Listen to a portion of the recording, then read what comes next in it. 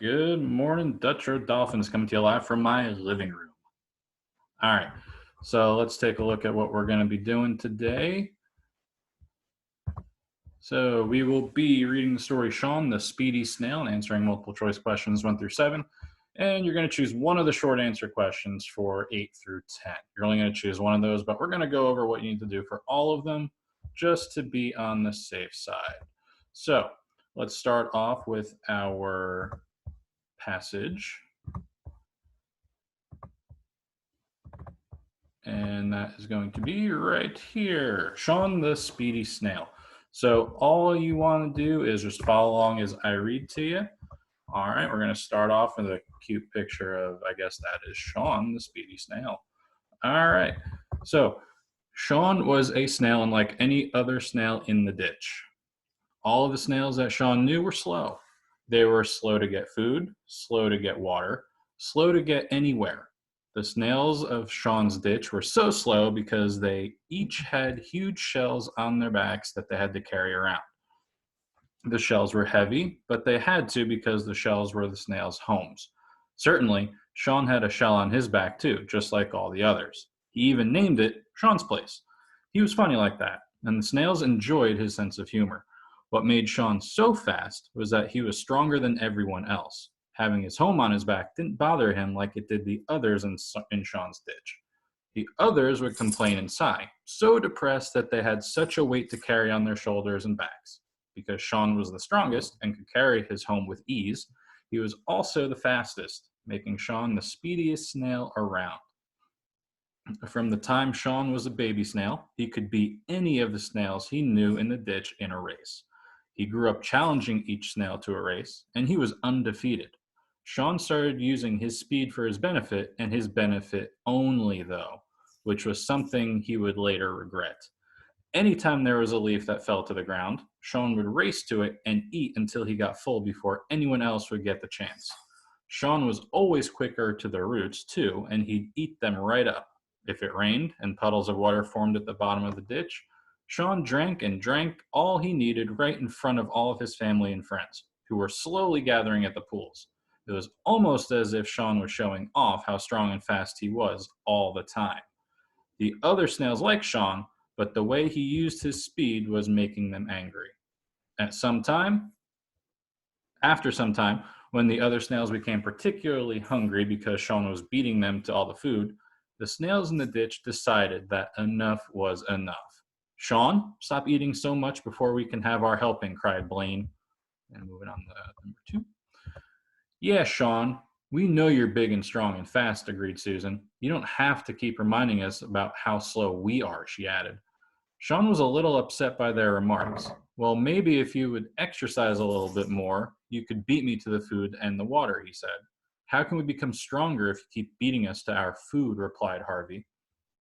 We all think it's about time you found another ditch. One that you can have all to yourself, said Blaine. That hurt Sean. He felt a knot in his heart. Slowly as he'd ever crawled before, he left the ditch for another place to find food and water.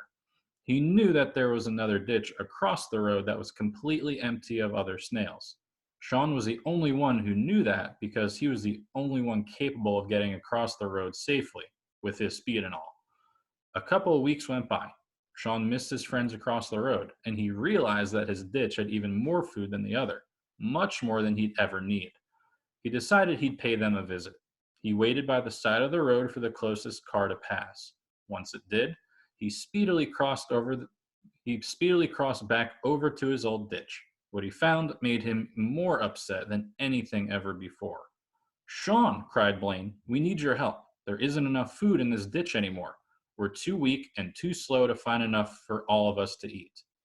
Sean's friends were starving. Even though they had asked him to leave the ditch, it was only because of his selfish actions. Sean knew what the right thing to do would be. One by one, Sean lifted each of his snail friends up on top of Sean's place, and as fast as he could, which for Sean was pretty fast, brought them over to the ditch on the other side of the road. They were all safe and sound, especially after Sean raced around the ditch getting food and bringing it straight to his weaker friends. Sean would never use his speed to show off again. All right. So that was Sean the Speedy Snail. So let's go over here. Now this was a non-fiction, or this was a fiction story, which means we can take a look at character, setting, problem, and solution. So let's think about the characters that we have here. All right. Well, first of all, we have Sean. All right. And we also had Blaine, one of his friends, Susan, Harvey. All right. And then just to double check, what do I always tell my class to do? Go back to the story. Always go back to the story if you're not sure, okay? So let's take a look. We had Sean, definitely.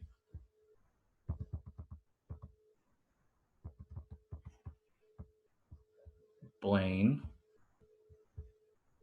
Susan, Harvey, and then Blaine again. So it looks like we got everything. Okay, so let's go back to our smartboard. All right, so let's move on to setting. So where did this story take place? First place I can think of is the ditch on the side of the road. Now, did it take place somewhere else? You might have to ask you that and go back to the story, because after a while, where did Sean go? Where did his friends tell him to go? To the new ditch. So I'm just going to say Sean's new ditch. All right. And you can also put down the road because it did take place on the road when he crossed in front of the cars. All right, so let's take a look at the problem in the story. So what happened in the story that was the problem? Well, let's see. Sean was really fast and he was showing off for his friends. So Sean was showing off.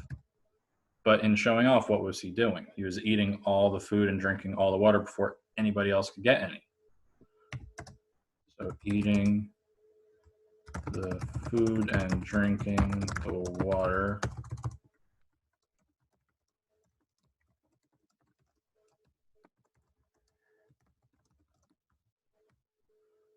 All right, and then what also happened?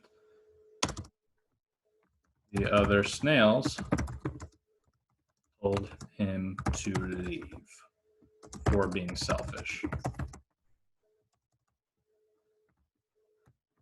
All right. And just in case you're not sure, always go back to the passage. You can always go back to the passage. So how was the problem solved? What was the solution? Well, let's go back. Let's just go back to the passage. All right. So you want to go back to where he went to the other side of the road, to his own ditch. So it's slower than he ever crawled before. He left the ditch for another place to find food and water. So he knew that there was a ditch across the road. So a couple weeks went by. He missed his friends. All right. And then that's when he went back to visit. And he realized,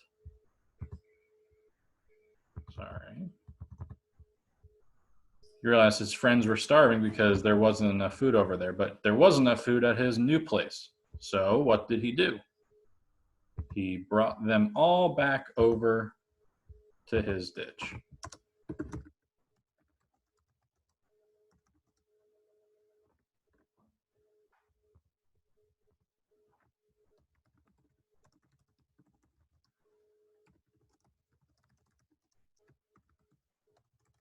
To his new ditch to share food. All right. And the other told him to leave for being selfish. We would also want to add in that his friends soon ran out of food and water. So Sean took his friends and family back over to his new ditch to share food. All right, so there is the problem and the solution.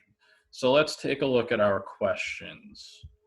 Let's take a look at our question. Okay. So if you go down past the other ones, here are multiple choice questions. All right. So number 1, why is Sean able to beat the other snails to the food and water? All right. So he is smarter and meaner than the other snails. Sean is friendlier and more loving than the other snails. Sean is stronger and faster than the other snails, and Sean is smaller and slower than the other snails. Now, the answer to this question is pretty much in the title. It's in the title. Go back to the title. Sean the Speedy Snail.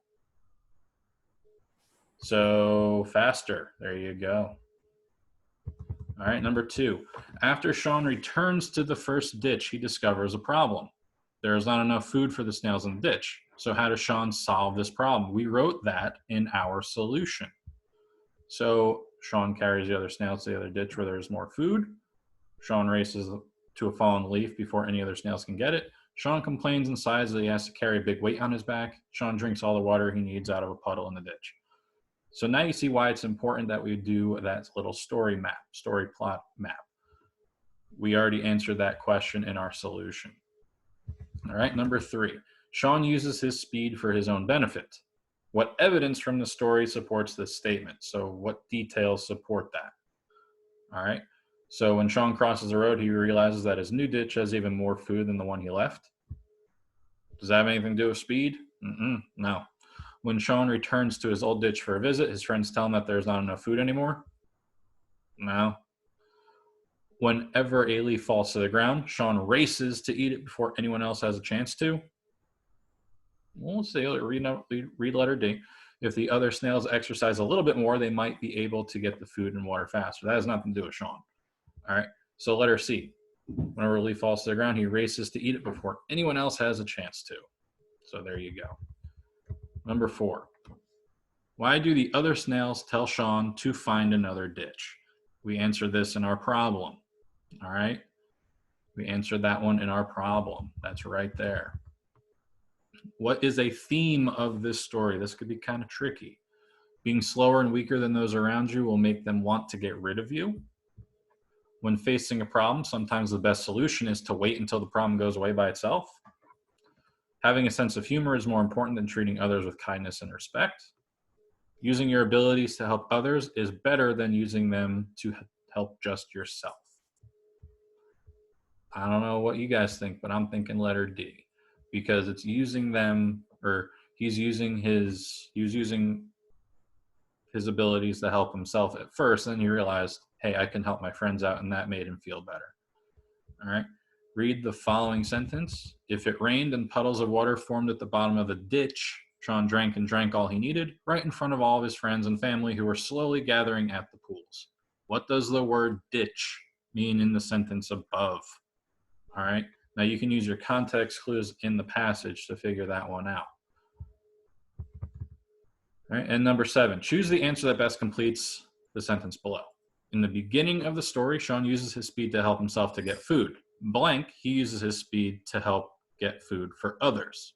So in the beginning, context clue, Sean uses his speed to help himself get food. When does he use his speed to help get food for others? Use your context clues. You can figure that one out. All right. Now, these are the short answer ones. You're only going to choose one of these to do. So what does Sean do after spending a couple weeks in his new ditch? What does he do after a couple weeks? It's kind of in our solution, okay? And you want to use about 2 sentences to answer this one. Use details from the story. Now, why does Sean go back to his old ditch for a visit? This one, you're going to want to go back into the passage because it tells you how he's feeling. Why does he decide to do that? He was feeling a certain way, and it says that in the passage. All right, and number 10, why does Sean decide never to use his speed to show off again? Explain your answer using evidence from the passage. Now, when it says using evidence from the passage, they're talking about details. Use details from the passage, okay? So that you're going to find that answer most likely in the end, all right? Okay, so that is done. So let me see. Okay, so now you're going to want to go to writing. Write about a time that you were able to help others overcome a problem they were faced with. Explain what the problem was and details of what you did to help them. All right, so you can think about a problem that you helped solve. It could be at home, it could be with your friends, it could be, if you can't think of one, think of a problem that you had that somebody helped you out, that maybe mom or dad helped you out with, grandma and grandpa, your brothers helped you out with. Okay, explain what the problem was. All right, and details of what you did to help them, or details what they did to help you. All right, now how many details do you think you need? How many sentences for this? I would say between 4 and 5. All right, 4 or 5 well-written sentences. How are they able to help you with your problem? How did you help them with their problem? Details, details, details. Your details will make your writing a lot better. Okay, so let's go to math. All right, so I believe Mrs. Porsche went over the problem yesterday, so we're going to solve it today. All right, so the coach wanted the students to run 25 miles in 5 days. On Monday, students ran 5 miles. On Tuesday, they ran 4.3 miles and ran 6.75 more miles on Wednesday. How many more miles do they need to run to meet the goal? All right, so we can solve this a bunch of different ways. And I believe Ms. Foster showed you guys a cool little diagram to draw. And I'm going to I'm going to try my best here because I am still working. There we go. So I'm going to draw a little rectangle here. Okay.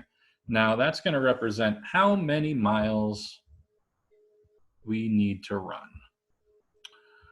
Okay. So there we go. I'm just going to use, I'm going to go blue. Everybody knows that. So 25 miles in all. Okay.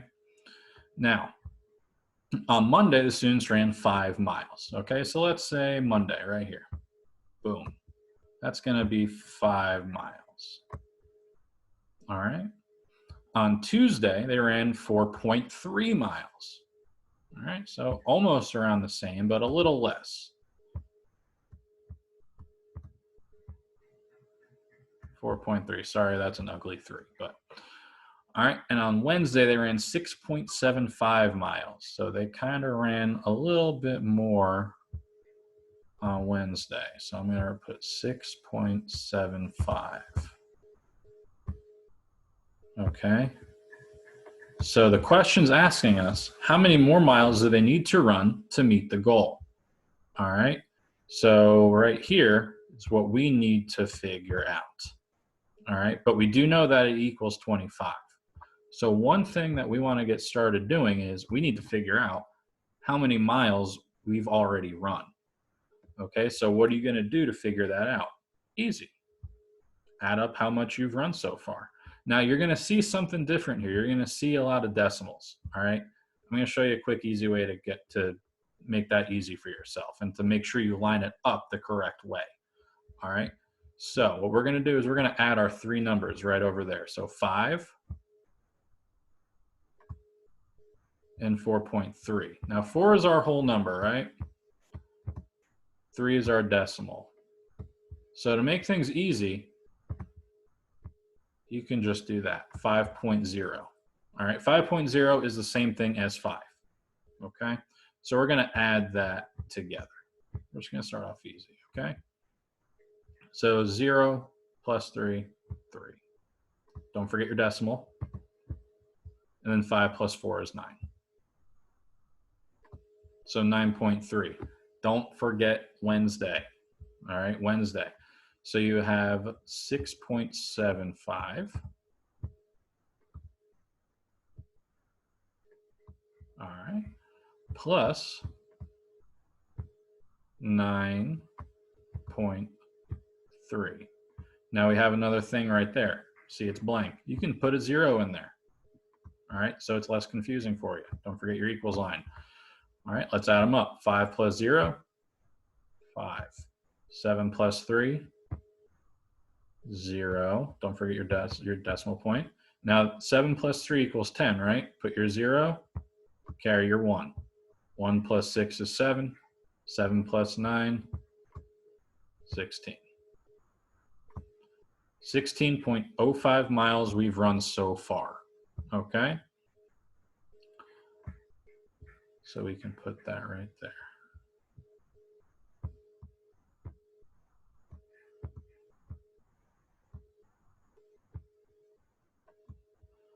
All right. So here's the problem. We need to figure out how many more miles do they need to run to meet the goal. How many more? So what should we do when we see how many more? We need to find the difference. All right, so what we already ran to what the goal is. Now the goal is 25. All right, so I'm going to scroll down here. 25 miles. Okay, and then we have, how much have we run so far? 16.05. Now some of you are probably noticing this looks really weird. This looks really confusing. Just do that trick that I taught you and we added. Add your decimal, put your zeros. All right. Now there are a couple different ways that we can solve this. All right. You could just go at it right now. I'm going to warn you, there's going to be a lot of confusing regrouping. All right. An easy way to do this, the subtract 1 method. All right. You can do that with decimals as well, and you're still going to get the same answer. You just have to remember to put your decimals in. So subtract 1, subtract 1. All right. So 25.00, or if you want to imagine that that decimal point isn't there, that also helps you. So that's going to be 24.99. And then 16.05 minus 1, it's going to be 16.04. All right, and we're going to subtract. So right there, make sure you bring your decimal point down. Decimal point is super important. 9 minus 4, 5. 9 minus 0, 9. Now 4 minus 6 we can't do, so we still have to regroup a little bit. All right, cross those out. 2 becomes a 1, 4 becomes a 14. 14 minus 6 is 8. 1 minus 1 is 0. So if you want to put a 0 there, you can. You don't have to. So how many more miles do we need to run? 8.95 more miles. All right, so this right here is going to be 8.95. Okay, so now an easy way to check that. An easy way to check that is take your first number, 16.05, and you're going to add 8.95. I'm just going to do that right up here for you. 16.05 plus 8.95. All right, and you should know that this answer, the sum of these two numbers, should equal 25. 5 plus 5 is 10, carry your 1. 9 plus 1 is 10, carry your 1, and don't forget your decimal point. 1 plus 6 is 7, 7 plus 8 is 15, carry your 1, 2, 25. So your answer right here, 8.95 miles. Do not forget to label your answer. Sorry for my horrible penmanship. There you go. Okay. And always remember, please, please, please show your work. All right. It makes it really easy to figure out how you got to your answer. It makes it easier for you to explain yourself. And also, if you make a mistake, it's also easy to figure out where you went wrong so you can fix that. Always show your work. All right. So the next thing that I kind of want to go over with you is I just want to double check to make sure that everybody knows how to get to Dreambox. Okay, so I am trying to get to a new window. There we go. All right, so I just went to my normal homepage. Okay, so what you want to do is you want to go to the Dutrow homepage, and mine's already saved. So there you go. All right. Now, you want to go to the Students tab. Click it. Now, you're going to see Dreambox down here. Don't click Dreambox. If you click there, it works sometimes, it doesn't work other times. So the best way to get into Dreambox, go to Clever Portal. All right, and you're going to log in with Clever. All right, and this is where you're going to use your username and password. Now, your username and password are the same thing. It's your lunch number. All right, after you log in there with both your lunch number, hit log in, and there's going to be a tab there that says Dreambox. Click Dreambox, and you're in. All right, that is the easiest way to get into Dreambox. Okay. And the last thing that you guys were doing today is science. You know, Mr. Grant loves science. So this is what you're working on, Virginia's mineral resources. All right, so what it has you do is to use this chart right up here, Virginia's mineral resources, all right, to answer these questions. All right, everything you need to know is right up here. All right, so directions, use the table to answer the following questions below. So using this stuff right up here, that chart. Which two mineral resources are found in Virginia's coastal plain region? So what you want to do, region, coastal plain. What two mineral resources are found in Virginia's coastal plain region? Right over here too. All right, so you see two coastal plains. Boom, mineral resource right there. Okay, number two, which mineral resource is used to generate energy? Used to manufacture what? Energy. So we're looking for energy. Ooh, there's energy right there. So it's going to be coal. There you go. See how easy this is? All right, so the rest of them, you're going to do the same thing. All right, all your answers, these are literal answers. They're right there in front of you. Okay, so that is the end of today. So you're not going to have a video tomorrow. Work your best, try your best, and we will see you soon. Stay safe, stay healthy, don't have too much fun, and don't party too hard. All right, take care, guys.